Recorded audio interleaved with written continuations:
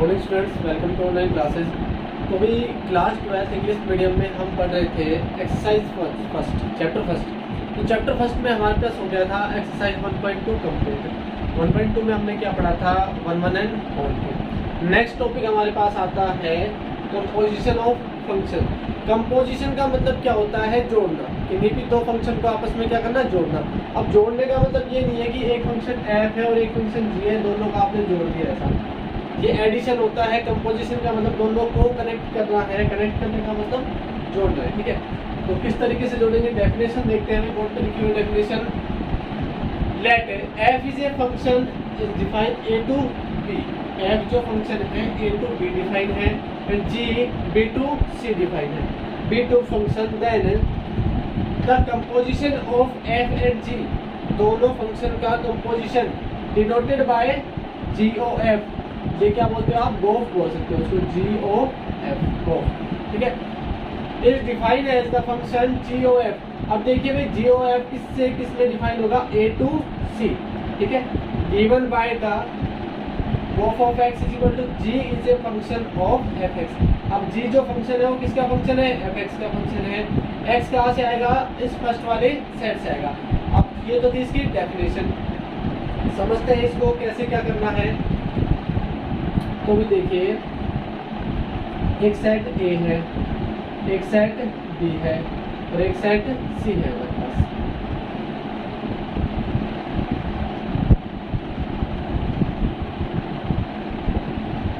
ऐसे डिफाइन है भाई हमारे पास क्या? ठीक है, F जो है वो कहां से कहां तक डिफाइन है? F जो है वो A to B define, G जो है वो B to C define, F A to B और G जो है B टू C। ठीक है, तो देखो इसमें जो भी एलिमेंट आते हैं वो क्या आते हैं? X आते हैं। तो इसकी इमेज किसमें होगी? इसमें होती है। आप इसको ऐसे नहीं लिखते fx y is equal to fx, मतलब यहाँ पे कोई भी एलिमेंट लोगे उसकी इमेज कहाँ मिलेगी? यहाँ पे मिलेगी। ठीक है, अब यहाँ पे क्या आएगा अपने पास? G B to C define है, तो यहाँ पे आ जाएगा G is a function of fx। ठीक है, और गोफ जो होगा A टू C डिफाइन है। आप इसको क्या बोलोगे? गोफ। A टू B तो F डिफाइन है, B टू C क्या? G डिफाइन है। तो भी देखो आपको दो बार ऐसे करके जाने की जरूरत है। A टू C जाना है तो डायरेक्ट इस फंक्शन के थ्रू जा सकते हो आप, GOF। तो ये दोनों फंक्शन का क्या हो गया? ये क्या हो गया? कंपोजिशन हो गया, मतलब आपस में जोड़ दिया। तो यहाँ तो क्या था? एलिमेंट x एलिमेंट थी, इसकी इमेज क्या मिलेगी? fx। अब देखो ये क्या हो गया? वापस से एलिमेंट बन गए, इसकी इमेज क्या होगी? g इन और fx। ठीक है, थोड़ा सा और इसको एक्सप्लेन करते हैं। डेफिनेशन भाई ये समझ में आ गई। Let f a to b and g b to c be two function that the composition of f and g denoted by gof। दोनों कंपोजिशन हो गया। Gof is defined as the function gof A to C। यहाँ से समझ में आ गया, गोफ जो होता है वो A टू C डिफाइंड होता है। किस तरीके से? Gof of x is equal to g is a function of fx for all x belongs to set A। x जो आएंगे वो कहाँ से आएंगे? सेट A से आएंगे। देखो इसको एग्जाम्पल के थ्रू समझते हैं, थोड़ा सा और भी अच्छा समझ में आएगा।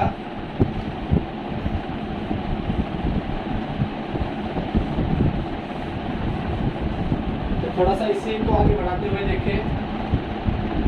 F जो था वो A टू B डिफाइन था, यानी ये क्या था? अब डोमेन और ये कोडोमेन। ठीक है, अब दूसरा G है वो कहां से कहां तक डिफाइन है? B to C। अब ये क्या बन गया भाई? डोमेन। और ये क्या बन गया? कोडोमेन। तो भाई ये दोनों क्या है? आपस में अब सेम हो गए। इसका कोडोमेन क्या बन गया? डोमेन बन गया। मतलब यहाँ से कोई एलिमेंट उठाया उसकी इमेज कहाँ मिलेगी? इसमें मिलेगी। इसकी इमेज कहाँ मिलेगी? आपको C में मिलेगी। ठीक है, यहाँ से मैंने x एलिमेंट उठाया, x बिलोंग्स टू A, तो B में क्या मिलेगा? fx belongs to B। अब ये यहाँ का एलिमेंट हो गया, यहाँ क्या है? डोमेन बन गया। अभी इसके जो भी एलिमेंट होंगे वो क्या होंगे, डोमेन। किसके लिए, जी के लिए। इसकी इमेज कहाँ मिलेगी, सी में मिलेगी, कोडोमेन में।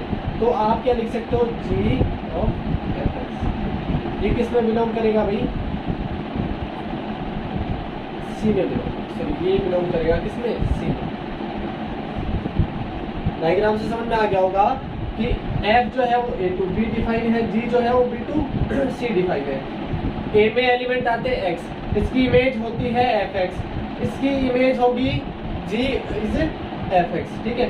तो ये डायरेक्टली फंक्शन क्या हो गया, दो फंक्शन एफ और जी का कंपोजिशन।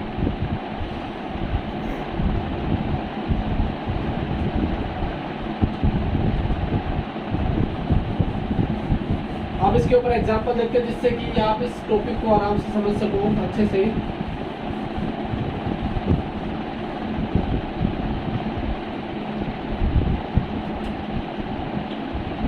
एग्जांपल नंबर आप फिर लेते हैं, लेट एफ, एक एफ फंक्शन डिफाइन है 1 2 3 4 5 से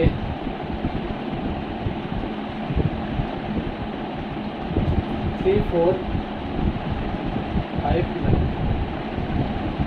सॉरी 2 3 4 5 से 2 3 4 5 से 5 9,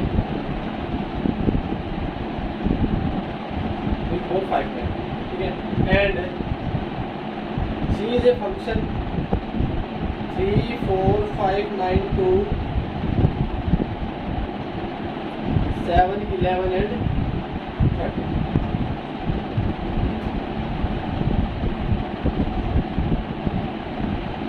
B2 function defined as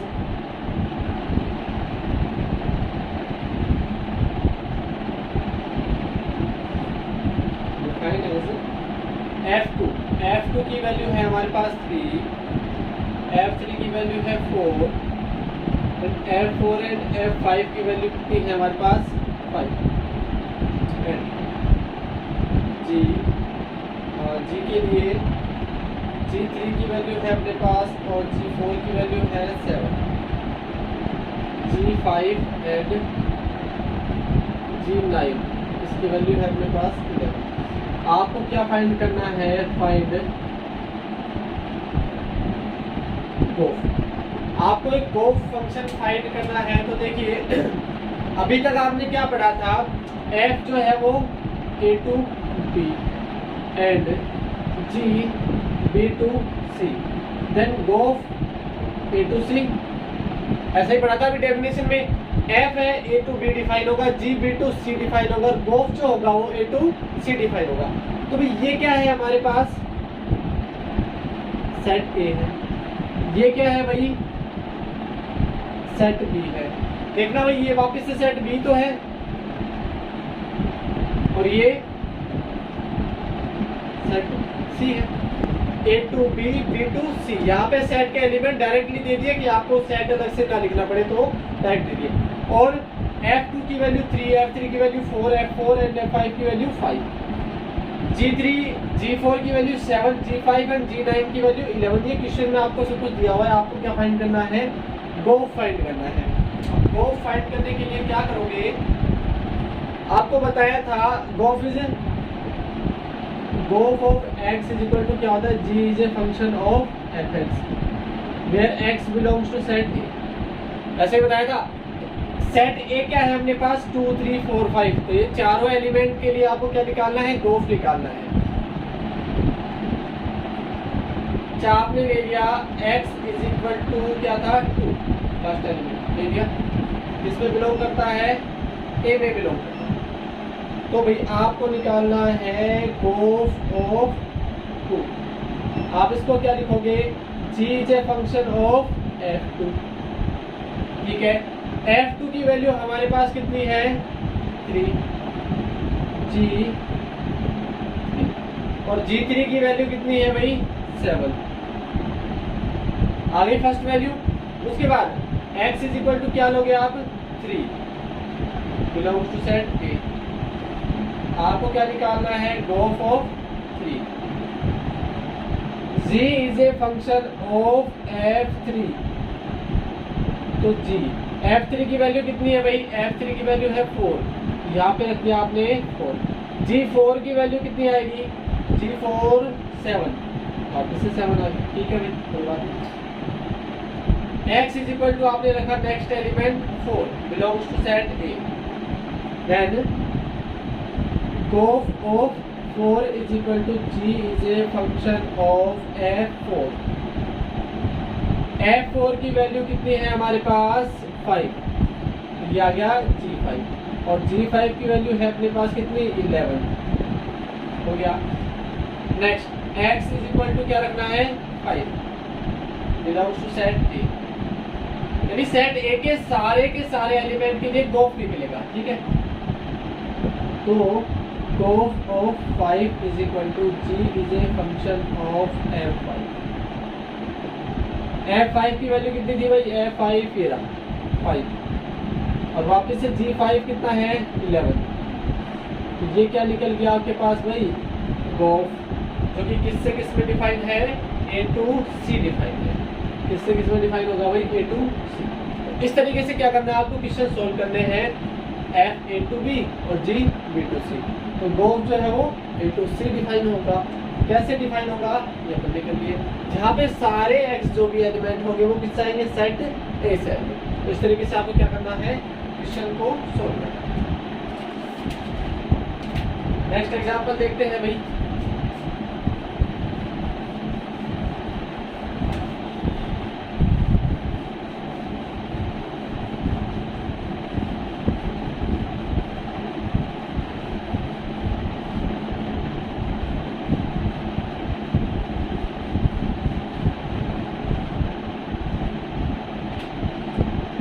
Example 16. Find gof and fog if f is a function of r to r as fx is equal to आपको दे रखा है cos x, g is a function of r to r and gx is defined as 3x। हमें क्या निकालना है? Find fog and gof, ठीक है, दोनों निकालेंगे। show that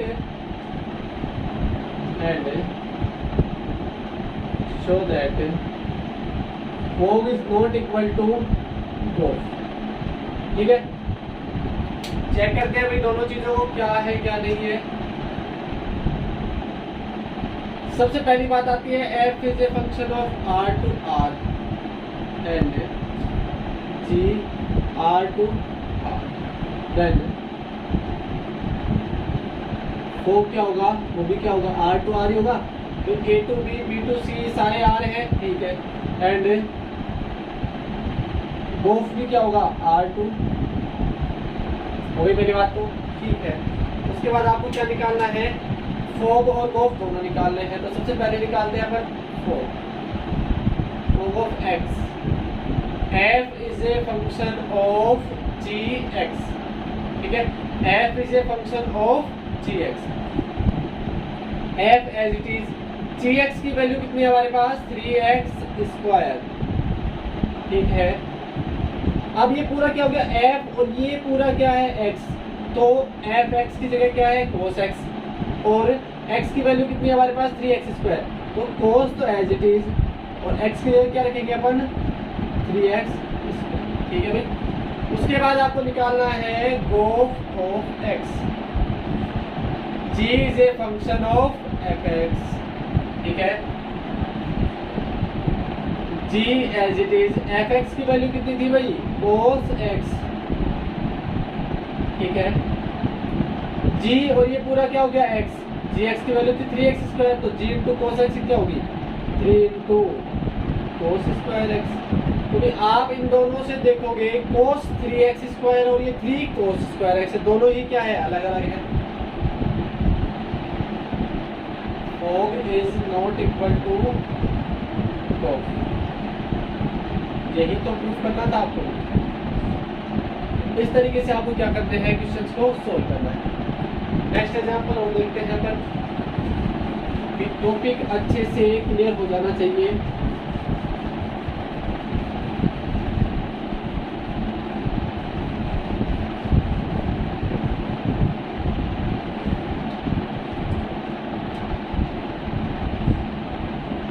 example number 18,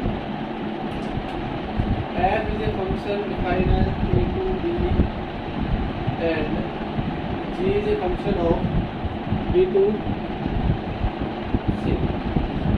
R11 then show that गोफ जो फंक्शन है वो a to c डिफाइंड है, इज ऑल्सो 1. f और g दोनों ही क्या है, 1 है.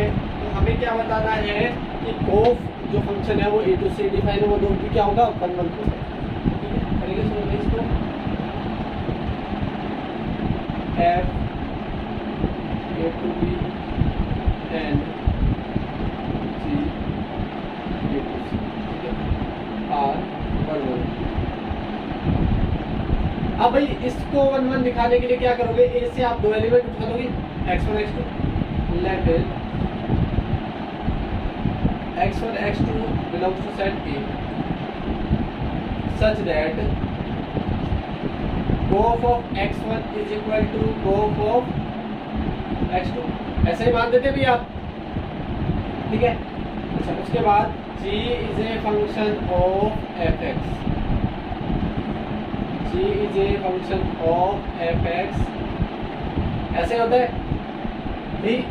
गोफ को आप क्या लिखते हो, g is a function of fx, और इसको क्या लिखते हो, g is a function of x. अब देखिए आपने क्या देखा है अभी g is 1 है. आपने देखा fx1 is equal to, तो x1 बराबर x2 होगा. ठीक है, दोनों की इमेज बराबर है तो एलिमेंट भी बराबर होंगे. कब, if f is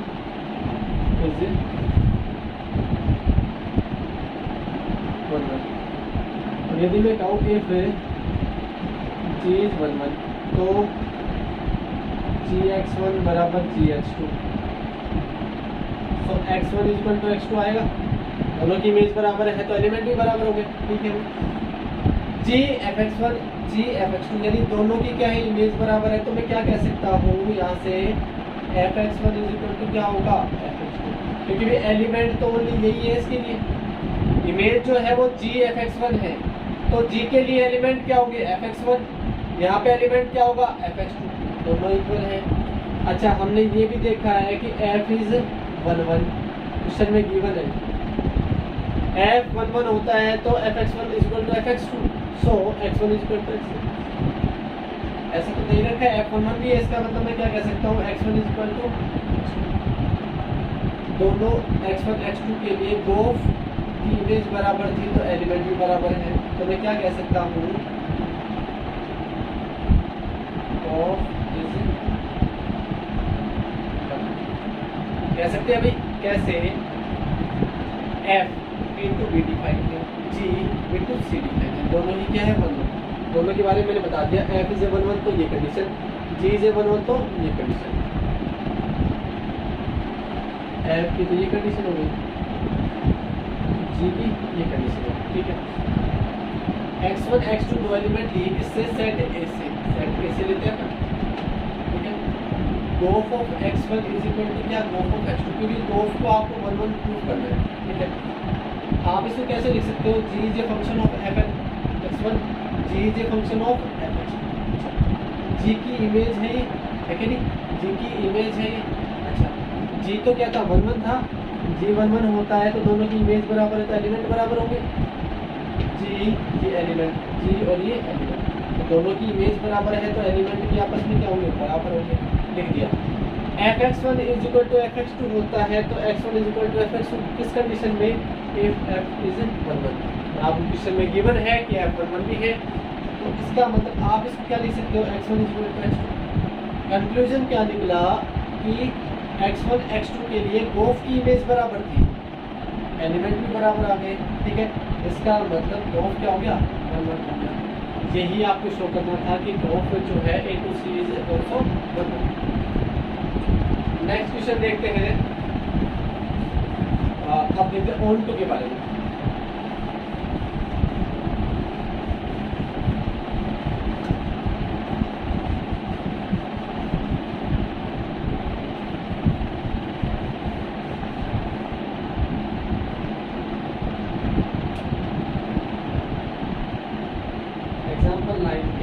F, A to B and G, B to C are on to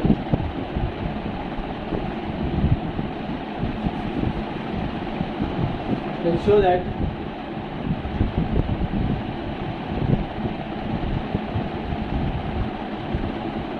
of A to C then also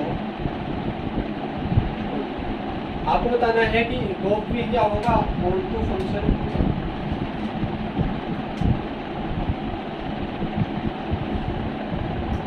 A, B and C।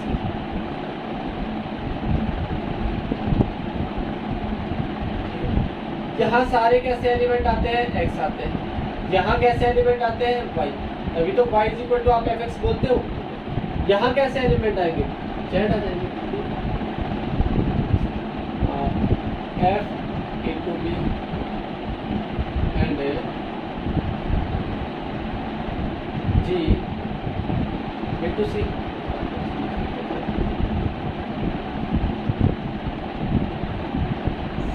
ये क्या होगा भाई आपके पास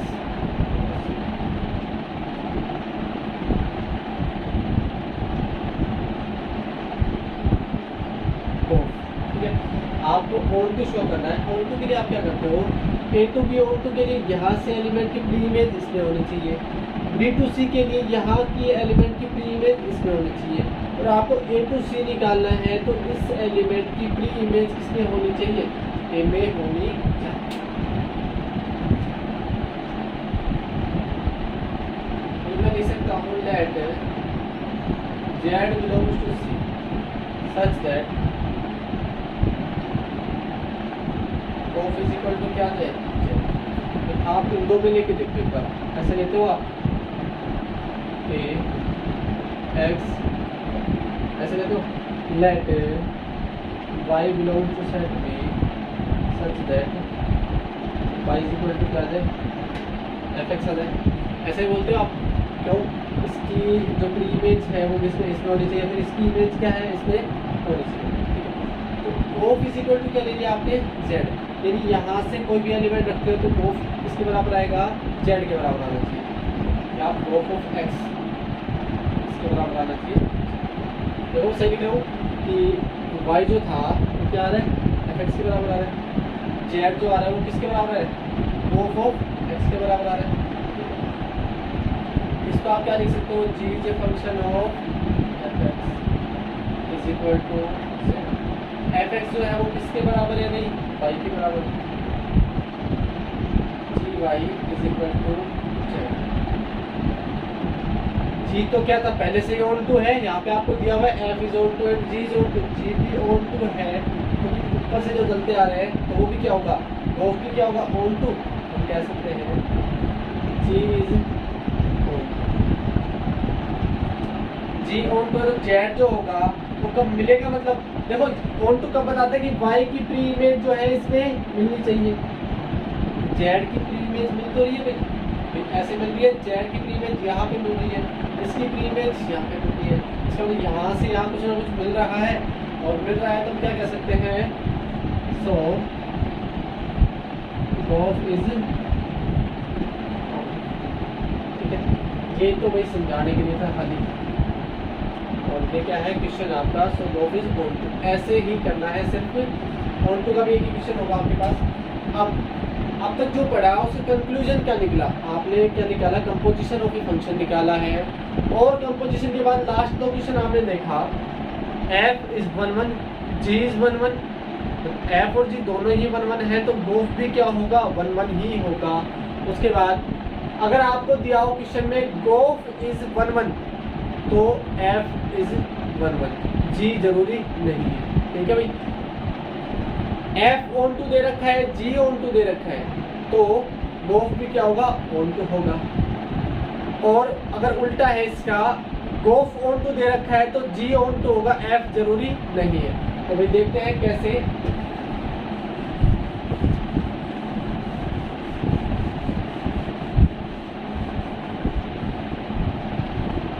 कंडीशन को जो है थोड़ा सा समझना है और अच्छे से याद रखना।